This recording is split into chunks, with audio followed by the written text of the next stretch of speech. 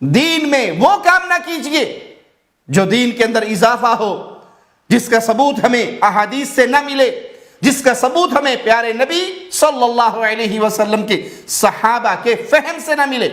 اس مسئلے میں تو کوئی اختلاف نہیں کہ آج کے دور کے بلکہ پوری دنیا کے آپ پیروں، فقیروں، بزرگوں، بابوں، حضرتوں، شیخوں، مرشدوں کو اکٹھا کر لیں تو وہ سارے مل کے بھی ایک ابو بکر صدیق کے برابر نہیں ہو سکتے۔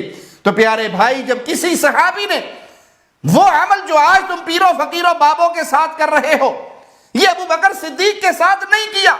آج کی کیفیت تو یہ بن چکی ہے کہ اگر پیر کے نام کوئی بلی منسوب ہو، وہ بلی مر جائے تو اس کو دفنا دیا جاتا ہے۔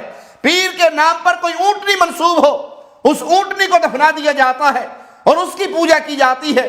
سیدنا حسین کے نام پہ کوئی گھوڑا منسوب ہو جھوٹ کی بنیاد پر، تو اس گھوڑے کے مرنے پہ اسے دفنا دیا جاتا ہے اور اس کی پوجا کی جاتی ہے۔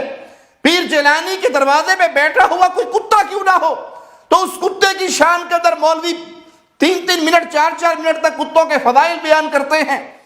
جو غوث پاک کے در پہ کتا بیٹھتا تھا وہ دنیا کے پیروں سے افضل ہے، دنیا کے پیروں سے افضل ہے۔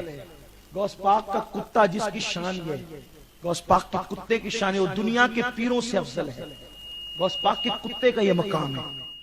پیارے بھائی، امت میں افضل ترین ہستی پیارے نبی کے یہ 4 خلفاء ہیں، خلفاء راشدین۔